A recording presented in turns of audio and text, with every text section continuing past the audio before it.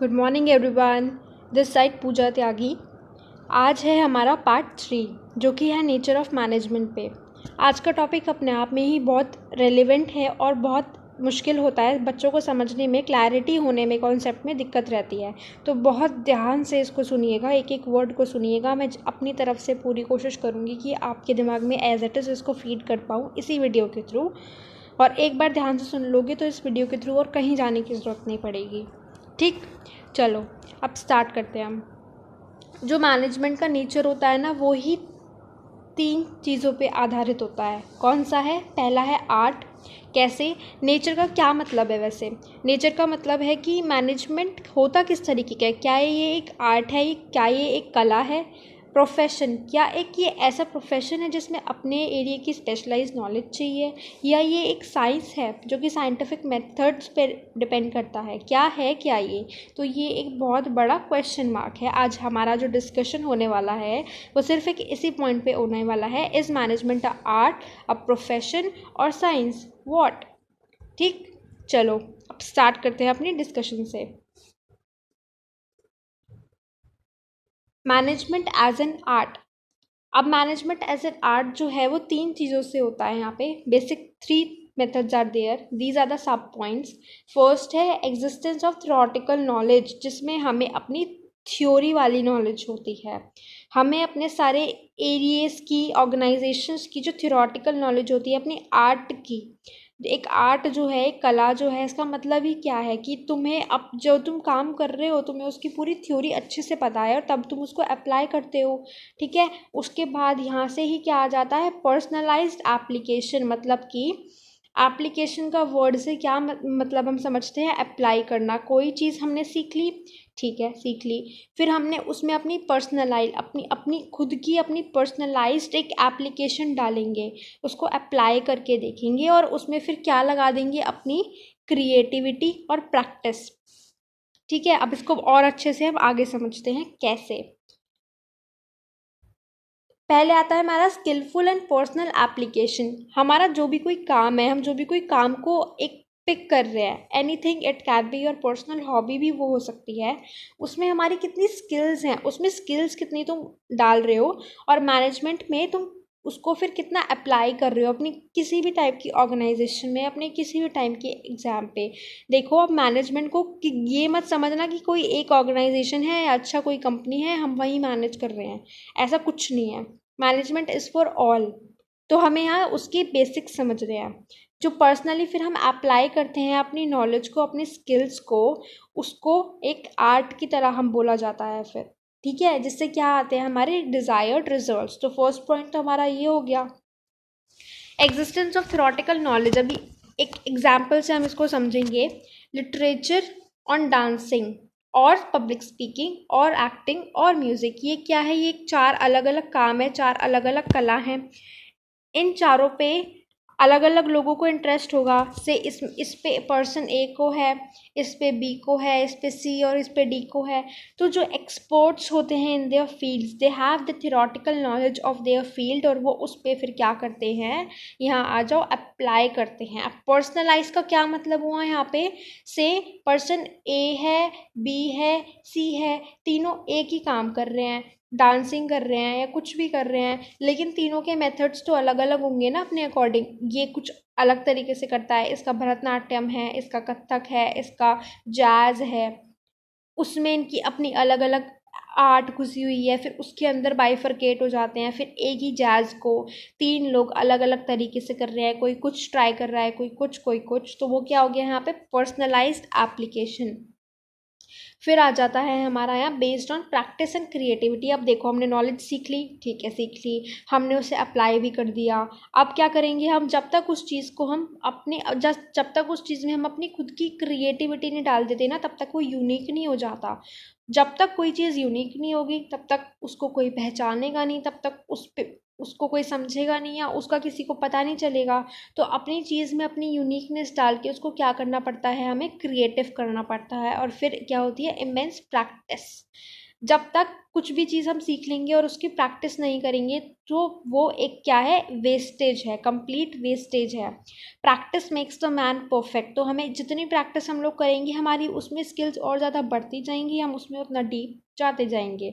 तो ये हमें कहाँ करने हैं, मेन अपनी मैनेजमेंट में जब हम ये चारों मिल के अप्लाई कर देंगे तो ये सारे पॉइंट्स जो है अप्लाई होने के बाद क्या कहलाएंगे, मैनेजमेंट को यूज़ करवाएंगे एज एन आर्ट। ठीक है, अब एग्जाम्पल्स के थ्रू इनको एक्सप्लेन करके आना एग्जाम में, बहुत अच्छा रहेगा। What makes a musician unique और a composition of a musician unique और डिफरेंट। ठीक, आ जाओ अब अपनी नेक्स्ट स्लाइड पे। ये कीवर्ड्स है, ये मैंने बच्चों को प्रॉब्लम रहती है कुछ कुछ याद करने में और वो कंफ्यूज हो जाते हैं या बिल्कुल मैस कर देते हैं, क्योस कर देते हैं आर्ट साइंस और प्रोफेशन में। सो इसलिए मैंने ये कीवर्ड्स दिए हैं, इनको लर्न कर लेना, फिर इनसे सेंटेंसेस खुद बना के कर लेना क्योंकि क्लैरिटी तो इतनी हो ही जाएगी माइंड में। कंटिन्यूस प्रोसेस कंटिन्यू हमें रखना पड़ेगा, अपने जो भी हम सीखते हैं उसकी प्रैक्टिस को ऑब्जर्व करते रहना पड़ेगा हमें, चीज़ों को, सिचुएशंस को हैंडल करने के लिए। एक्सपीरियंस के साथ साथ हम इम्प्रूव करेंगे। Body of theoretical knowledge I have told you already. Good manager यहाँ कौन होता है, जो प्रैक्टिस कंबाइन करता है प्रैक्टिस को, फिर क्रिएटिविटी को, फिर imagination, initiative and innovation. Imagination मतलब होता है अपनी इमेजिनेशन से अलग अलग आइडियाज़ को क्रिएट करना, फिर उन इनिशिएटिव उन पे काम करना। इनोवेशन फिर उस पर और ज़्यादा अपनी क्रिएटिविटी को इम्प्लाई करना। परफेक्शन आफ्टर लॉन्ग प्रैक्टिस, जब वो परफेक्शन आ जाएगी तो उसको अप्लाई करेंगे तो रिजल्ट्स भी हमारे उतने ही क्या होंगे, परफेक्ट होंगे। ठीक है, अब यहाँ पे बस यही लिखा है कि जो एक सक्सेसफुल मैनेजर होता है और नॉन सक्सेसफुल मैनेजर होता है या लेस सक्सेसफुल मैनेजर होता है, उन दोनों में क्या डिफरेंस होता है, क्योंकि वो प्रैक्टिसेस जो होती हैं वो ढंग से उनको अप्लाई नहीं कर पाते। One is ability to put this principles into practice. Principle practice में डालने में क्या रह जाती है, कमी रह जाती है। अब आ जाते हैं हम यहाँ अपने साइंस पे, management as a science. Body of knowledge तो अब देखो हमने पहले भी पढ़ लिया, बट वो कौन सी नॉलेज थी, थ्योरेटिकल नॉलेज। यहाँ हम कौन सी पढ़ेंगे, सिस्टमैटिक नॉलेज। किसी भी चीज़ की एक सिस्टमैटिक नॉलेज होना वो क्या होता है, आता है साइंस में। कैसी है वो मैं आगे बताऊंगी। यूनिवर्सल वैलिडिटी और एक्सपेरिमेंटेशन। आ जाओ अब अपनी एक्सप्लेनेशन पे। Systematic body of knowledge, it principles are based on cause and effect relationship. जब कभी भी हम कुछ टास्क करते हैं और फिर उसका इफेक्ट आता है, उसको हम फिर उसमें हमें पता लगता है कि हमारी कहाँ पे डेविएशन रह गई, कहाँ कमी रह गई, क्या चीज़ हमने मिस कर दी और क्या हमें और ऐड करना था। तो वो एक सिस्टमैटिक नॉलेज हमें हो जाती है कि हमें इसको पहले अप्लाई करना है, इसका कॉज देखना है और फिर वहाँ से क्या रिजल्ट मिलता है, क्या इफेक्ट आता है उसको देखना है। तो वो हो जाता है systematic body of knowledge. Example के लिए एप्पल जो फॉल हुआ था वो ट्री से गिरा और ग्राउंड पे गया, तो उससे क्या हमारा एक रूल बन गया था, एक एक्सप्लेन हो गया था, लॉ ऑफ ग्रेविटी। ये एक हो गया इसका एग्जाम्पल। एक्सपेरिमेंट हम जितने ज़्यादा करेंगे ना अपने प्रिंसिपल्स को प्रैक्टिस कर करके उनको एक्सपेरिमेंट करेंगे, तब हमें ज़्यादा क्लियर होगा कि कौन सी सिचुएशन में कौन से वाले मेथड्स हमारे अप्लाई होंगे। ठीक है, अब देखो मैं एक बेस समझा देती हूँ इसका, पहले तो साइंस का। इसमें क्या होता है, जो एक थ्योरेटिकल नॉलेज होती है, एक तो हो गया कि मैनेजमेंट किस चीज़ के लिए बनी हुई है, कि सिचुएशन अलग अलग बदलती रहेंगी, अकॉर्डिंग टू द सिचुएशन हमें अपने तरीके, अपने फैसले भी बदलने पड़ेंगे। बट साइंस यहाँ पे अलग चीज़ बोलता है, आर्ट वहाँ अलग चीज़ बोल रहा था। साइंस में यहाँ क्या मतलब है कि साइंटिफिक मेथड्स है, कुछ रूल्स हैं जो ऑलरेडी डेवलप हो चुके हैं काफ़ी टाइम पहले, या जो ऑलरेडी यूनिवर्सल हैं, जिनका होना लिखा है, जो फिक्स है बिल्कुल। कुछ कुछ चीज़ें हम यहाँ पे अप्लाई जब करेंगे मैनेजमेंट में तो वो रिज़ल्ट क्या देती हैं, वो कभी कभी पॉजिटिव हो जाते हैं, कभी नेगेटिव हो जाते हैं। तो उनको ऑब्जर्व करके उनको एक्सपेरिमेंट करना साइंस कहलाता है। मैनेजमेंट एज अ साइंस वही कहलाता है। ठीक, जो मैंने ये अभी लास्ट बात बोली है इसको पॉज करके दोबारा सुनना, इसमें बहुत बड़ी चीज़ है जो आप लोगों की अंडरस्टैंडिंग को और डीप करेगी। यूनिवर्सल वैलिडिटी, अब क्योंकि वो चीज़ साइंटिफिक है, स्टैंडर्डाइज टेक्निक उसमें ऑलरेडी यूज़ हो गई है, तो ये यूनिवर्सली क्या है, वैलिड भी है। अब इससे हमें क्या कंक्लूड हुआ आर्ट और साइंस को पढ़ के, कि जो मैनेजमेंट है as an art as an science वो इक्वल नहीं है, they are complement to each other, बिल्कुल डिफरेंट है, वो ऑपोजिट है, अलग अलग मतलब है उनके। In management is an inexact science, ये कोई साइंस नहीं है मैनेजमेंट, ना तो यहाँ कोई प्योर साइंस यूज़ हो रही है, ना तो कोई फिजिक्स यूज़ हो रही है, या ना कोई केमिस्ट्री यूज़ हो रही है। इसका क्या मतलब है, मैंने अभी एक्सप्लेन करा था कि it is not a subject और एनीथिंग जिसको तुम्हें पूरा पढ़ना है, जैसे फिजिक्स पढ़ ली और फिर तुमने अप्लाई कर दिया, नो नेवर। बट हमें मैनेजमेंट को समझ के वो मेथड्स जो हैं उनको अप्लाई करना है कि क्या पता इसमें से कुछ चीज़ वहाँ पे हो जाए, इस्तेमाल कर जाए, और करती है। एग्जाम्पल्स हैं इसके भी बहुत सारे, वो मैं बताऊँगी आगे केस स्टडीज़ में आप लोगों को। ठीक, अब आ जाते हैं प्रोफेशन पे। प्रोफेशन से क्या समझते हैं, जैसे प्रोफेशन हो गया, एक का हो गया लॉयर, एक चार्टर्ड अकाउंटेंट हो गए हैं, ऐसे हमारे प्रोफेशंस होते हैं अलग अलग, जिसमें well defined body of knowledge होती है। क्या होती है, well defined body of knowledge होती है, जिसकी एक ऑलरेडी अपने आप में ही एक डेफिनेशन होती है, एक अपनी अपनी स्किल होती है, एक अलग ही उसमें पढ़ाई होती है। ठीक है, रिस्ट्रिक्टेड एंट्री, हर कोई वहाँ नहीं जा सकता, प्रोफेशनल नॉलेज हर किसी के पास नहीं हो सकती, कोई भी चलता फिरता आदमी नहीं बन सकता chartered accountant. It is a professional course, उसमें कड़ी मेहनत, अलग नॉलेज चाहिए होती है, अलग स्किल्स लगती है हमारी, सारा कुछ उसमें पढ़ने का ही होता है।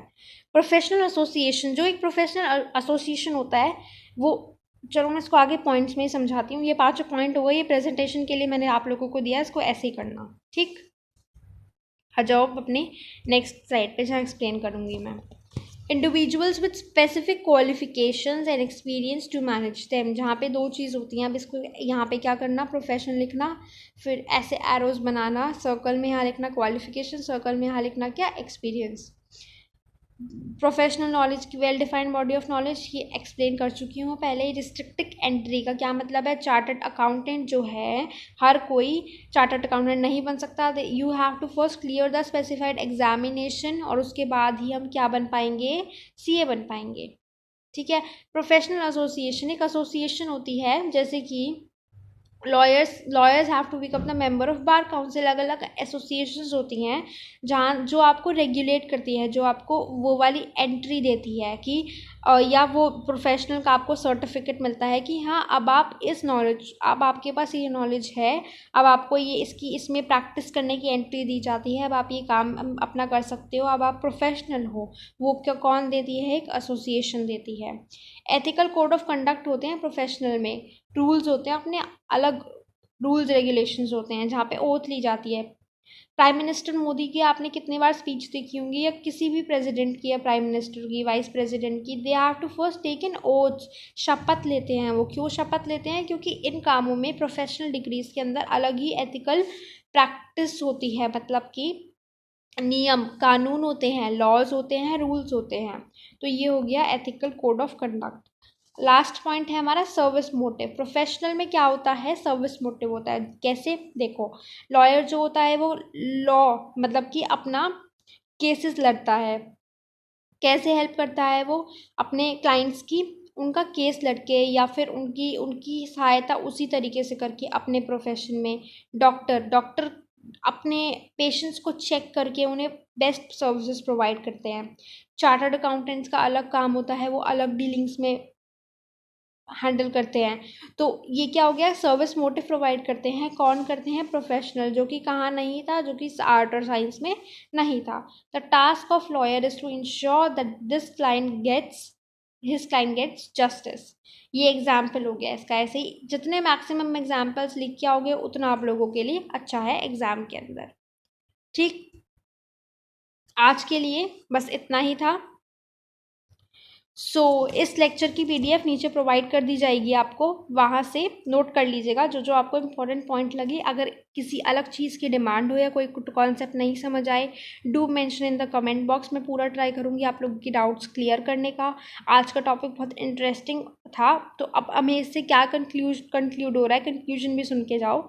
मैनेजमेंट कोई अकेला आर्ट नहीं है, मैनेजमेंट अकेला कोई साइंस नहीं है, मैनेजमेंट अलग कोई प्रोफेशन नहीं है। Management is whole in an art and science and an profession. तीनों चीज़ वो है, मिलके वो चीज़ एक बनाता है। पर हर चीज़ की अपनी एक खासियत है। साइंस के अलग रूल्स है, अलग फंडे हैं, आर्ट में अलग चीज़ें हैं, और प्रोफेशन के अलग फंडे हैं। तो इससे हमें पता लगता है कि management is an art also and science also as an profession also, but अलग तरीक़ों से अलग कंडीशंस पे वो क्या होता है डिपेंड करता है from case to case. All right, आज का सेशन यहीं ख़त्म करते हैं, नेक्स्ट सेशन आएगा जल्द ही।